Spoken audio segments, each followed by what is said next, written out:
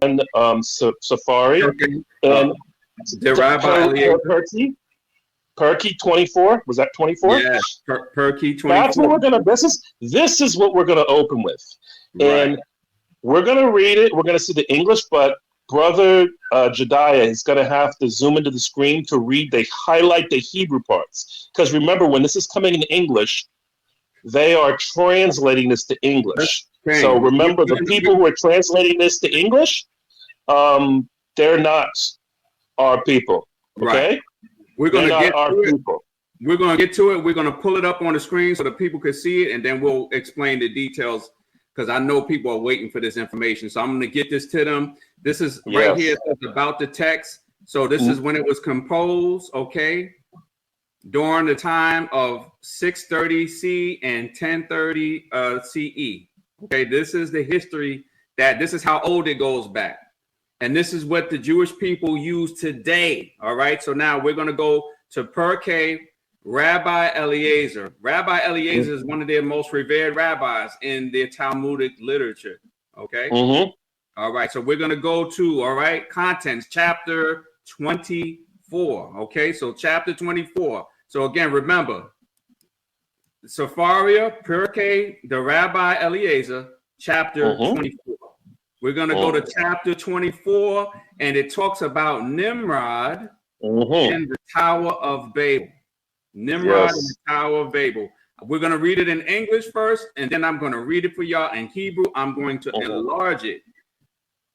Okay, Brother Logic, can you start to read, please? Again, the Rabbi Eliezer, Perkei, Rabbi Eliezer, paragraph or section 24, Nimrod in the Tower of Babel. Write this down, family. Write it down. Okay, important. All right, go ahead. Perkei chapter 24. Nimrod in the Tower of Babel. Noah brought his sons and his grandsons, and he blessed them with their several settlements, and he gave them as an inheritance all the earth. He especially blessed Shem and his sons. He especially blessed Shem. Now, this is about who we are. They want to say anti-Shemitic, right? Read, go ahead. He especially blessed Shem and his sons, making them dark but comely. And he blessed them, not making them, we're going to read it in Hebrew, to be what? Dark but comely. Dark but comely. And he gave them the habitable earth. He blessed Ham and his sons, making them dark like the raven.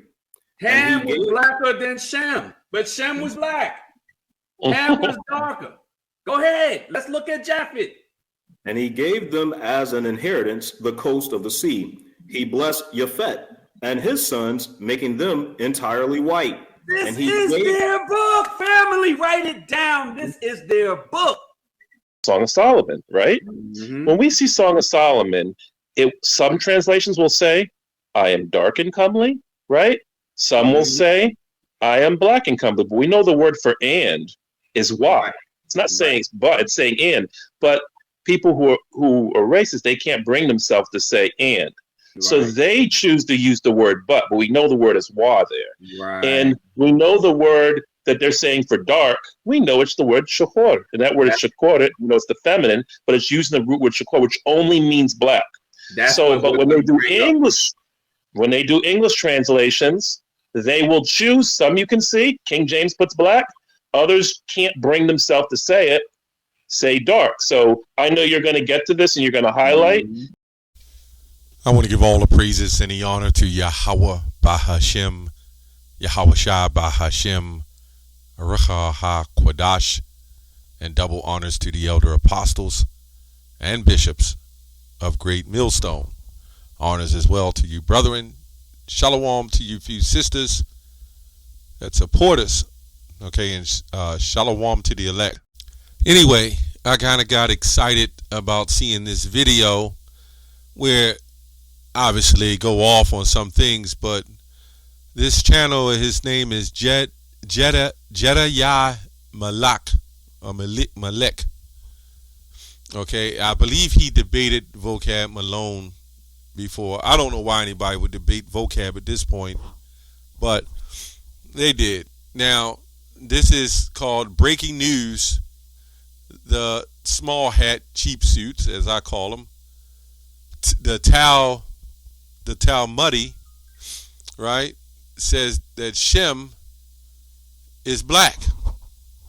Right, now we didn't need that to prove that. I think these brothers that know that the Israelites, they were excited because they went into that book and pulled it out. Now, I actually bought that book some years back, and you would be amazed of the things that's in there. In fact, I did a short video on it, and it was snatched within 5 minutes of putting up. And I don't understand it because the stuff was in it. I actually read out of it. So that's just what it is.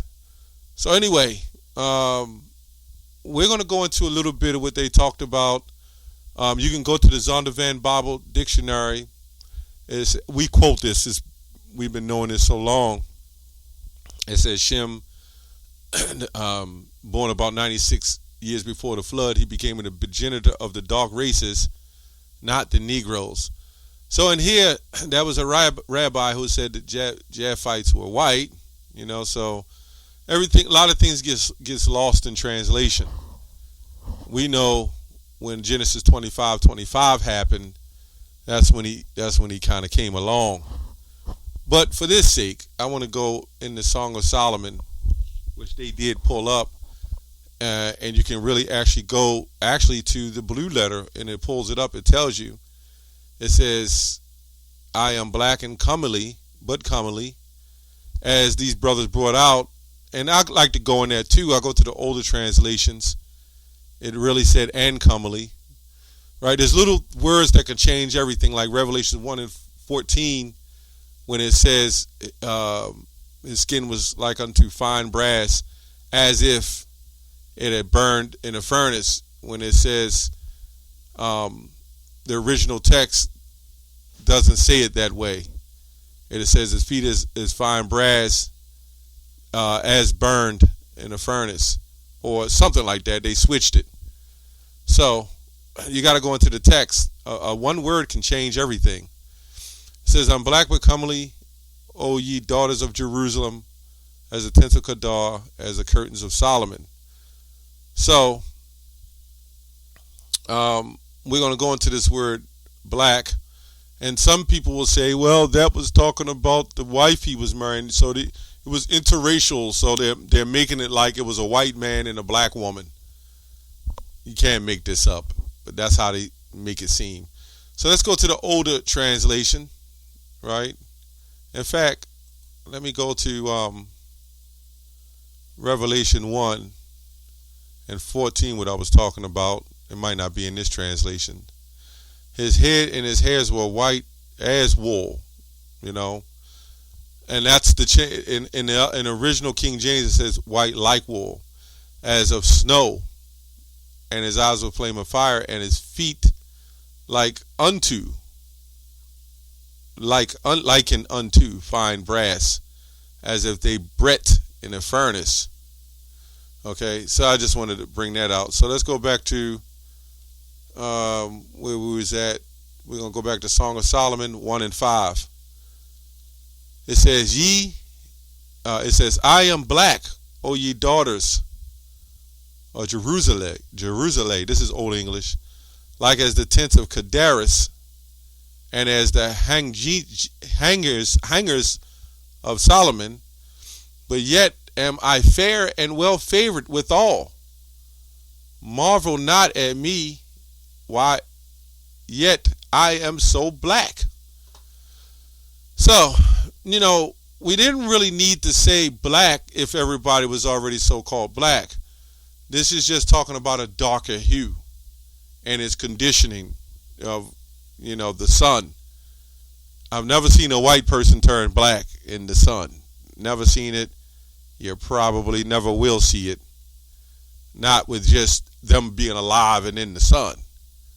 Unless fire hit them, but that's the only way. So let's go to this word that they brought out, Sahor or Shakor. They actually brought this out. It says black. But then when you go down, you got to scroll down. It says Shakor. In the Hebrew, it says 87835. You know, this is what it's saying. It says 87835. Let's see what it says. It says to be black. That's what it says, to be black of skin. So there is no way that anybody can get around that. Okay, now let's say you have other issues you may not so-called believe. So let's go to, I like to bring this out, let's go to Exodus 6:25. And Eleazar, Aaron's son, took him, one of the daughters of Pushel, to wife, and she bare him Phinehas, which you know that there was different people named Phinehas in the Bible.